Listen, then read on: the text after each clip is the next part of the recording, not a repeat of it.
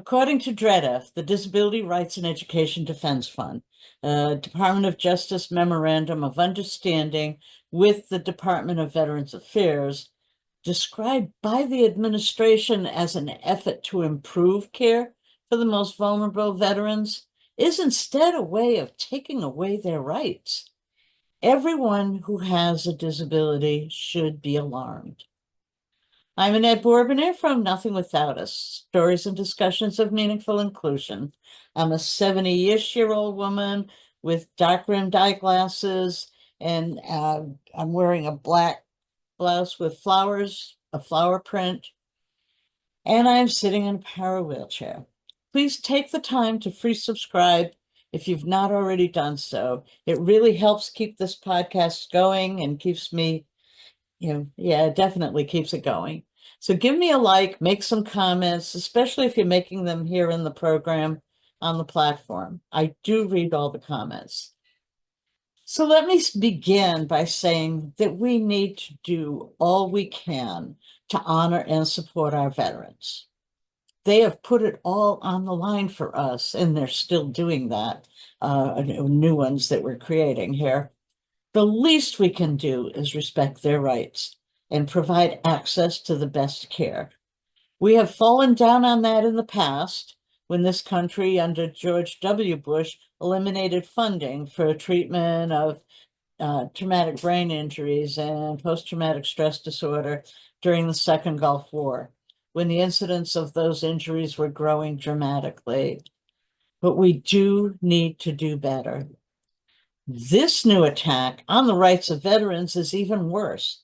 And if this is not stopped, it will open the way to attack the rights of all citizens with disabilities. We need to be worried about that. So we're at war with Iran. Whether the orange-faced monster calls it a war or an excursion, a conflict, whatever it is, it began with us attacking Iran, bombing Iran, killing children and our military. Attacking the rights of these soon-to-be veterans is without conscience. It's a condition that seems to be an integral part of this administration. It is true that the most vulnerable veterans are a significant part of the homeless population, but that's a failure on the part of America, not on the part of the veterans. We have a housing problem. We've talked about that before. But having a homelessness problem, a housing problem, is a failure on the part of our country, including the current administration. We are, or at least were before this second orange-faced monster administration, the richest country in the world. We have the resources to address this problem. It just seems we don't have the will. This country loves to blame the victims rather than address the problems. We need to change that. So, according to DREDF, this memorandum of understanding creates a new pathway for taking away veterans' rights to make their own decisions, steering them into guardianships and conservatorships that they don't need. This action will take away all their rights to making their own medical decisions, control their own finances, making choices about their own lives, the lives that they put on the line for us. How dare we do this to them? Our veterans need health care, community supports, adequate funds, and housing, not another warehouse, which seems to be the administration's way of dealing with people he doesn't want around. Find another warehouse for them. So we talked about this a few months ago when we discussed Kill 'em all, kill me's comment on Fox News, that people who are homeless should be scheduled for lethal injections. So we really need to just throw out all those garbage ideas. The current administration has already cut more than 40,000 jobs in the VA in the past year. That number is not small. 40,000 jobs. These jobs included thousands of doctors, nurses, mental health workers, and people that do the scheduling. Right now, the national waiting time for a mental health appointment for veterans ranges from 35 to 130 days. These staffing shortages have caused serious delays for access and also limits on the access because there are not enough people, so you can only have these many appointments. That's just not right. Additional cuts to the VA include attacks on the research previously funded by the VA, and that included clinical trials for cancer, dementia, heart disease, and stroke, which affects all of us, don't those things do, don't they? So the remaining employees have low morale. They're doing double, triple, quadruple duty and don't know whether they're cut next. And collective bargaining rights have also been eliminated. Gee whiz, what a nice guy, what a nice employer. It's no wonder that fewer applicants are applying for job openings. They've got to, I guess there is a disconnect between the plans and the thought processes. The staff, I'm sorry, it just really does upset me that this is going on. The staffing shortages have led to slower processing of claims and serious errors in claims processing, resulting in even larger backlogs because they've had to appeal so many claims. So this deterioration of services is what has led to a higher rate of homelessness among our veterans.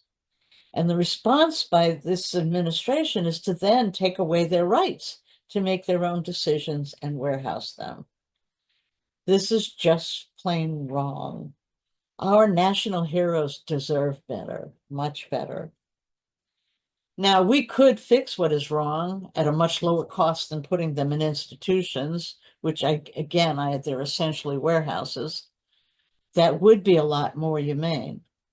Instead, the Department of Justice, representing American citizens, they're doing this in our name, took away their rights. Now, here's a real kicker. This is going to be the blueprint that will be used to institutionalize everyone with a disability in this country, unless we do something about it. The Texas lawsuit, which includes 8 other states, is trying to do just that.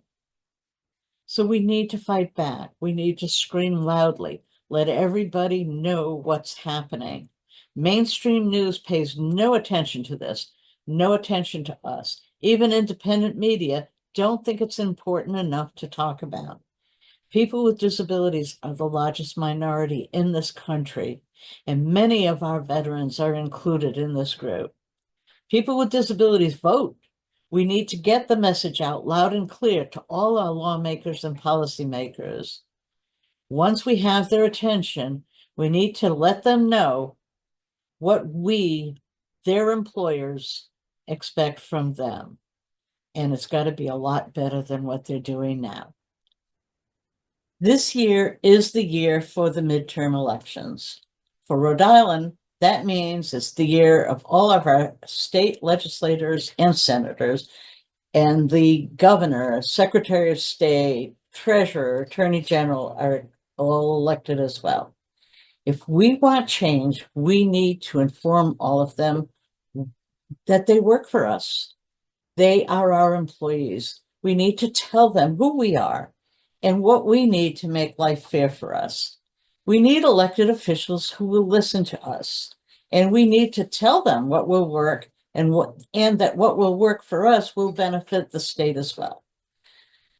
So let's make sure everyone who is running in the midterm and state elections knows something about disability, about the problems we face, about policies that need to be reinforced or changed.